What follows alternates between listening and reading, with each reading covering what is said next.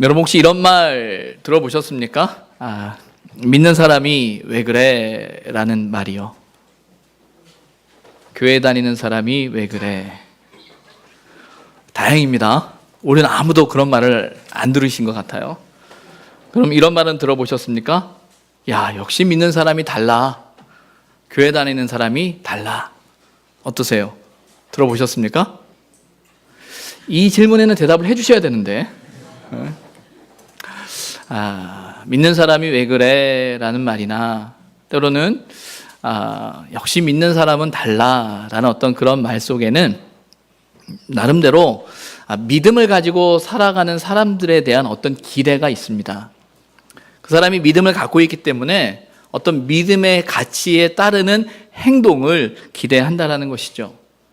때로는 이런 생각이, 이런 질문이 주관적인 기준과 주관적인 생각을 가진 질문일 수 있습니다. 그러나 중요한 건 무엇이냐면 그들이 생각하는 어떤 그 믿음의 가치에 대한 기대가 있다라는 것이죠. 사람을 움직이게 하는 것은요, 우리가 인식하던 인식하지 못하던 가치라는 장치 때문입니다. 그래서 그 가치의 기준이 분명하면 분명할수록 그 행동이나 선택이 분명해집니다. 믿음을 가지고 살아가는 우리들은요, 우리를 움직이는, 그리고 우리가 움직이는 분명한 가치와 이유를 알아야 합니다. 이런 의미에서 교회가 어떤 절기를 지킨다라는 것, 그리고 그 의미와 가치를 따른다라는 것은요, 우리는 그렇게 살아야 한다라는 사실을 고백하고 있기 때문입니다. 저와 여러분이 이 부활절 예배로 우리가 함께 예배 드리는 이 자리, 부활절 절기를 우리가 함께 지키는 이 자리, 이것은 단지 예배가 아니에요. 단지 그 칸타타의 시간이 아니라 우리가 그 부활의 가치를 따라 그 의미를 기억하며 그렇게 살아가겠다라는 고백이 이곳에 담겨져 있다라는 거예요. 그러면 저와 여러분이 지키는 이 부활절의 의미가 무엇이겠습니까? 이 부활절이 저와 여러분에게 어떤 의미와 어떤 가치를 주고 있다라고 생각하고 계십니까? 오늘 본문은 우리에게 부활의 의미를 다시 한번 생각하게 합니다. 그리고 부활을 고백하는 저와 여러분이 어떻게 살아야 할 것인가 라는 것에 대해서 저와 여러분에게 말씀하고 계십니다. 오늘 본문에는 3명의 여인이 등장합니다. 그 3명의 여인은 예수님의 무덤을 찾은 여인입니다.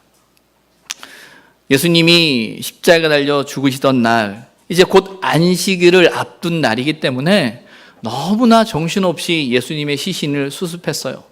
안식일을 거룩히 지켜야 된다는 생각 때문에 제대로 된 장례의 절차도 밟지 못하고 그저 무덤에 모셨죠. 그리고 이제 안식이 끝나는 그날 새벽에 이 세 여인이 예수님을 찾습니다.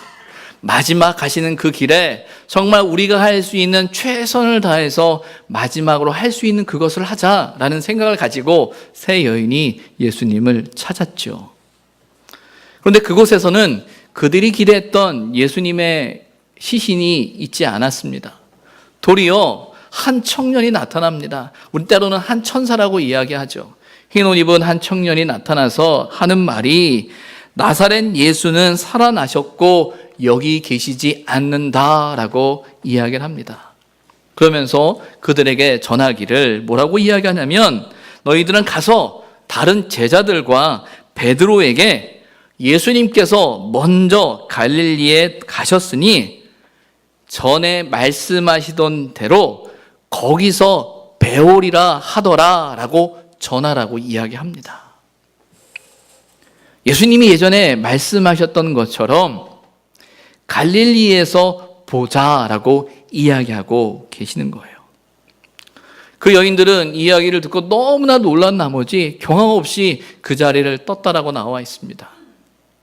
예수님의 빈 무덤 사건이죠. 예수님은 살아나셨습니다. 말씀하시던 대로. 그런데 이 본문을 보면서 우리가 기억해야 할 것이 있습니다. 예수님께서 제자들에게 어디에서 보자라고 말씀을 하고 계십니까? 어디요? 갈릴리라는 거예요. 갈릴리. 근데 여러분, 예수님께서 죽으신 곳은 어디십니까? 예수님께서 십자가에 달린 곳이 어디입니까? 어디죠? 어디입니까? 예루살렘, 골고다 언덕 아닌가요? 그런데 왜 예수님께서는 제자들에게 예루살렘이 아닌 갈릴리에서 보자라고 말씀하셨을까요? 어떤 면에서는 예수님께서 그 골고다 언덕에서 당하신 이 곤욕과 고난과 고통과 아픔, 어떤 인간적인 측면에서는 치욕, 그것을 한 방에 뒤집을 수 있는 이 부활의 사건, 그렇다면 예루살렘에 나타나신다면, 예루살렘에 자신을 죽였던 로마 병정들 앞에, 자신을 죽였던 종교 지도자들 앞에 나타나셨다면, 그리고 그곳에서 제자들을 만나자라고 했더라면, 어떤 면에서는 저희는 더 큰 기대를 가지고 그 부활의 영광을 고백할 수도 있지 않을까라는 생각을 해봅니다. 왜? 이제 역전할 수 있는 거잖아요. 부활을 통해서. 그런데 오늘 성경은 예루살렘이 아니라 갈릴리를 말씀하고 계세요. 거기서 보자라고, 거기에서 만나자라고 이야기하고 있다라는 거예요. 왜 그럴까요? 왜 그럴까요? 부활의 역사는요, 바로 우리가 살아가는 그 삶의 자리, 갈릴리에서 다시 시작되어야 하기 때문이라는 거예요. 우리는 종종 어떤 신앙적인 경험, 신앙적인 특별한 은혜, 어떤 그런 것에 대한 기대를 가질 때 완전히 다른, 또 다른 세계에 대한 생각과 기대를 갖습니다. 이 말은 무엇이냐면, 지금은 어떤 면에서 너무나 힘들고 어려운 삶을 살아가지만 내가 은혜를 입고 하나님의 영광을 입게 된다고 하면 정말 지금하고는 전혀 다른 세상에서 정말 내가 하나님의 살아계심을 나타내면서 하나님의 영광을 나타내면서 완전히 다른 모습으로 살아갈 수 있을 거라는 기대를 가지고 우리는 신앙생활을 할 때가 있습니다. 그것을 위해서라면 내가 더 열심히, 더 최선을 다해, 더 충성하고 더 헌신해서 그 역전의 시간만 된다면 내가 그렇게 하겠노라고 생각하고 있을지도 모릅니다. 그러나 우리 신앙은 저와 여러분이 살아가는 그 삶의 자리를 부정하지 않습니다. 그 삶의 자리를 부인하고서는 결코 올바른 신앙의 자리로 설 수 없습니다. 밟아야 할 계단은 다 밟아야 합니다. 그게 신앙생활이고 그게 바른 믿음이에요. 예수님과 제자들은 어느 지역 사람이었습니까? 어느 지역 사람이었죠? 갈릴리 사람들이었어요. 그곳에 다시 모이자라고 이야기하고 있는 거예요. 그곳에서 다시 시작하자라고 이야기하고 있는 겁니다. 우리의 삶의 자리로 인도하고 계시는 거예요. 바로 거기서 우리가 살아가야 할 그 이유를 말씀하고 계신다라는 겁니다. 바로 그곳에 살 수 있게 하신다라는 거예요. 그런 의미에서 부활은 미래의 단어가 아니에요. 부활이란 말은요, 오늘의 단어요, 현재의 단어입니다. 여러분, 부활이란 말을 언제 많이 사용하세요? 부활이란 단어를. 우리가 사도신경 할 때 이제 부활에 대한 믿음의 고백을 가지고 있고, 또 우리가 부활의 믿음을 가지고 살아가는 사람들인데, 정말 그 부활의 단어를 언제 많이 사용하시죠? 장례식에 가서, 장례식장에 가면 슬픔을 당한 이를 위로하면서, 또 우리가 붙들어야 할 그 믿음이 무엇인가라고 할 때 우리는 부활에 대한 소망을 가지고 앞으로 일어날, 변화되어야 할 그런 새로운 세상에 대한 기대 가운데 부활이라는 단어를 사용하지요. 맞습니다. 저와 여러분은 나중에 변화될 것입니다. 완전한 부활의 은혜를 누리면서 하나님과 함께 살아가야 할 그 날을 저와 여러분은 소망하며 꿈꾸며 살아갑니다. 그 미래를 꿈꾸죠. 그러나 부활의 역사는 단지 미래에만 있지 않습니다. 부활의 역사는요, 바로 저와 여러분에게 오늘을 살아가야 할 그 이유를 제시하고 있어요. 부활이란 말은 다시 산다예요. 다시 산다. 그렇죠? 죽어서 다시 산다라는 말도 되지만요, 부활은 다시 산다. 때로는 실패하고 때로는 절망 가운데, 좌절 가운데 모든 것을 잃어버렸다라고 한다 할지라도 부활의 믿음을 가지고 있는 사람은 다시 살 수 있는 것입니다. 왜? 주님이 다시 사셨기 때문에 저와 여러분의 삶은 다시 시작될 수 있다라는 거예요. 예수님께서 부활하셨음을 믿으십니까? 예수님의 다시 사심을 믿으십니까? 그 믿음을 가지고 있다면 저와 여러분은 다시 살아야 합니다.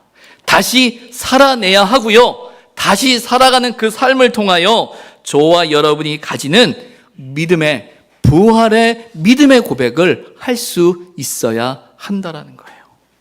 그래서 부활은 오늘의 단어일 뿐만 아니라 부활은 가치의 단어예요. 가치의 단어. 가치라는 건 우리가 우리 자신을 어떤 결정과 선택으로 이끄는 이유겠지요.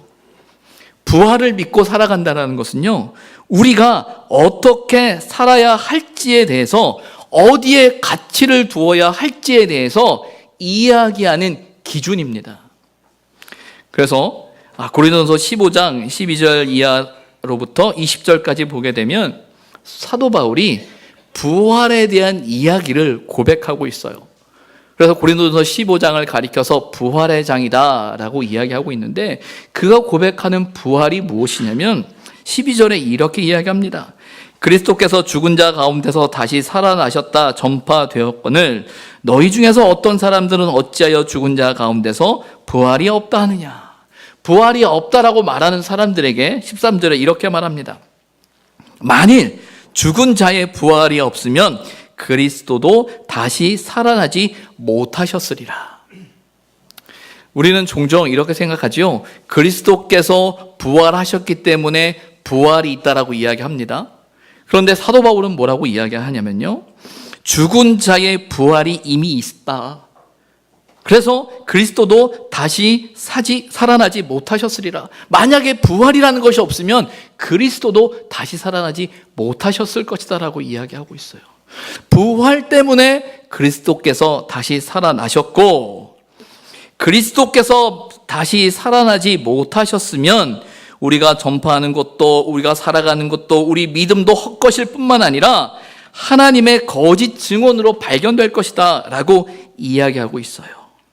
만일 죽은 자가 다시 살아나는 일이 없으면 하나님이 그리스도를 다시 살리지 아니하셨으리라 라고 이야기하고 있습니다. 이미 부활이 있기 때문에 그리스도께서 그 부활의 증거가 되어지고 첫 열마가 되어지고, 그 부활 때문에 그리스도가 살아가신 그 삶의 가치와 의미가 오늘 우리에게 의미가 있는 것이고, 그 부활이 있기 때문에 내가 이 복음을 위해 살아가고 있다라고 이야기하고 있는 거예요. 그래서 이렇게 말합니다. 그리스도께서 다시 살아나신 일이 없으면 너희의 믿음도 헛되고 너희가 여전히 죄 가운데 있을 것이다. 그 부활이 없으면 우리의 믿음이 헛되다라는 거예요. 다른 말로 말하면 부활이 있기 때문에 우리가 이 믿음을 가지고 살아갈 수 있다. 내가 살아가는 이유는 바로 이 부활의 가치에 있다라고 이야기하고 있는 것입니다. 여러분, 저와 여러분이 붙들어야 할 그 부활의 가치가 무엇입니까? 부활을 믿고 살아가는 저와 여러분의 삶의 자리에 그 가치가 무엇이어야 할까요? 얼마 전 평창 올림픽이 끝나던 날 주일이었어요. 주일날 제가 설교를 하면서 여러분께 그 매스 스타트 그 게임에 대한 이야기를 하면서 그 이수훈 선수가 이제 금메달을 딴 이야기를 하면서 그 금메달을 도왔던 정재원 선수에 대한 이야기를 말씀을 드렸었죠. 이수근 선수가 금메달을 땄다라는 것에 방점을 두는 것이 아니라 그가 금메달을 따기 위해 정재원 선수가 했던 그 역할을 보면서 참 감동적이었다라는 은혜를 나누었던 기억이 있습니다. 근데 그 일이 있은 얼마 후에 뉴스에 보도되기를 그 스케이팅 선수 중에 그 어머니 중에 한 분께서 우리가 말하는 이제 페이스메이커의 역할을 했던 정재원 선수의 표현이 아니라 탱크의 역할을 했다라는 의미를 가지면서 뭐라고 이야기하고 있냐면, 그것은 그들이 원하는 사람에게 메달을 따게 하기 위한 작전이었고, 그 일을 위해서 탱크의 역할을 하는 많은 희생을 치렀던 사람들이 있다라고 하면서 이것은 부당하다라고 하는 이야기가 언론에 보도됐어요. 그리고 또 어떤 프로그램에서는 유명한 작가께서 올림픽의 정신을 이야기하면서 올림픽은 국가 간의 경쟁이 아니라 개인과 팀의 경쟁이다. 그런 면에서 이렇게 하는 것은 올림픽 정신에 어긋나는 것이다 라고 이야기하며 그 희생, 그 작전이라고 말하는 그것이 잘못되었다라는 이야기를 강하게 이야기를 하셨어요. 그러면서 이야기를 하면서도 내가 욕먹을 각오를 가지고 이야기를 합니다라는 이제 그 프로그램이 있었습니다. 그리고 그 프로그램이 나오자 이제 많은 사람들이 사이다 발언이다라고 하면서 그 의견에 공감하고 동의하는 모습이 이렇게 있었어요. 제가 그 모습을 보면서 상당히 혼란스러웠어요. 이거 어떻게 해석을 해야 되는 거지? 어떤 걸까라는 고민이 들더라고요. 아마도 많은 선수들이 동의되어지지 않는 희생을 강요당했었구나라는 생각이 들었어요. 또 누군가는 자신의 이익을 위해서 이기적인 의도성을 가지고 있었는지도 모르겠다라는 생각을 하게 됐고, 아마 그 가치 있는 희생을 이용하는 사람들이 있었기 때문에, 그것 때문에 그들의 희생과 그들의 수고가 순수하게 받아들여지고 해석되어지지 않을 수도 있겠구나라는 생각을 하면서 그들의 생각에, 그들의 그 말에 어느 정도 또 공감이 되는 부분도 사실 있었어요. 그러나 깊이 생각해 보면 볼수록, 그러나 희생이라는 그 가치는 믿음을 가지고 살아가고 있는 저와 여러분에게선 놓칠 수 없는 가치거든요. 그런데 그런 희생이란 말의 가치를 이런 주변의 상황과 인간의 욕심과 인간의 생각이라는 것 때문에 그 희생이라는 가치 자체를 무의미하게 만들다면 우리가 살아가는 삶의 의미를 잃어버리는 것이 아닐까라는 생각을 해보게 된다는 것이죠. 믿음을 가진 우리는 누군가의 희생과 헌신에 의미를 둘 뿐만 아니라 그렇게 살아가야 하는 것이 신앙의 모습이며 가치라고 배우고 그렇게 살려고 애쓰는 사람이 저와 여러분들입니다. 그 사실을 인정하고 고백하는 사람들이 되어야 한다는 것이죠. 그러나 분명한 것은요, 희생은 강요되어질 수 없습니다. 희생은 동의되어져야 하는 거예요. 또한 희생이라는 말로 잘못된 일을 도모하거나 때로는 자신의 이기적인 이익을 얻기 위해 수단으로 사용되어져서는 더욱더 안 되는 일입니다. 왜냐하면 그 희생이 곧 하나님의 사랑에서 출발하는 일이기 때문이죠. 로마서 5장 8절에 보면 이런 말이 나옵니다. 우리가 아직 죄인 되었을 때에 그리스도께서 우리를 위하여 죽으심으로 하나님께서 우리에 대한 자기의 사랑을 확증하셨다. 그리스도께서 우리를 위하여 죽으심으로, 당신의 아들을 죽이심으로 우리를 향한 당신의 사랑을 확증하셨다라는 거예요. 말 그대로 그리스도의 희생과 헌신을 통해 우리를 향한 당신의 사랑을 보여주셨다라는 것이죠. 그것이 우리가 가지는 그 희생의 출발이요 부활의 가치라는 거예요. 우리가 믿는 이 신앙의 가치는요, 절대적인 사랑과 희생과 헌신, 그리고 순종이라는 모습에서 출발합니다.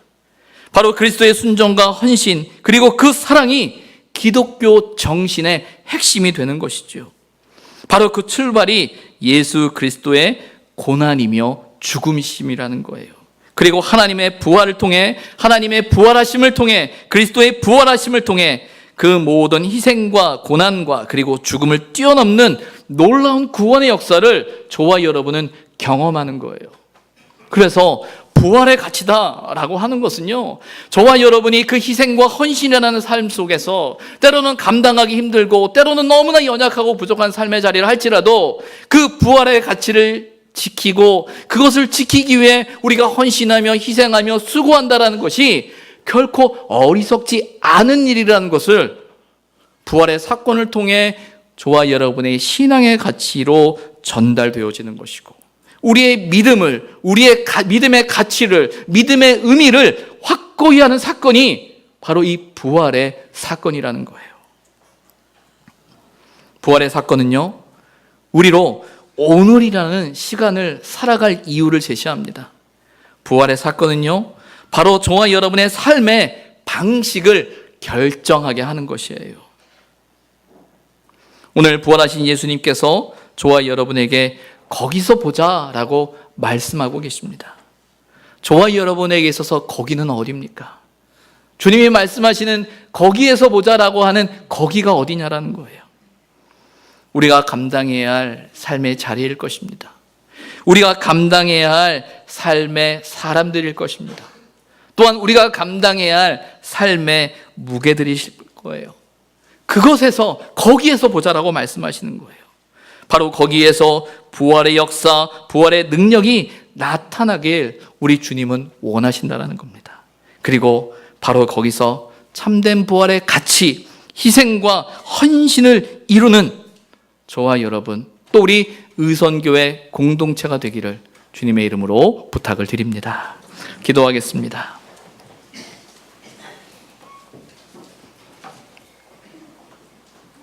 거기서 배우리라 말씀하시는 주님의 음성을 듣습니다. 부활의 소망을 가지고, 부활의 믿음을 가지고, 부활의 가치를 따라 살아가게 하여 주시고, 하나님이 허락하신 그 삶의 자리에서 부활의 소망을 노래하는 우리의 삶이 되게 하여 주옵소서. 예수님의 이름으로 기도드립니다. 아멘.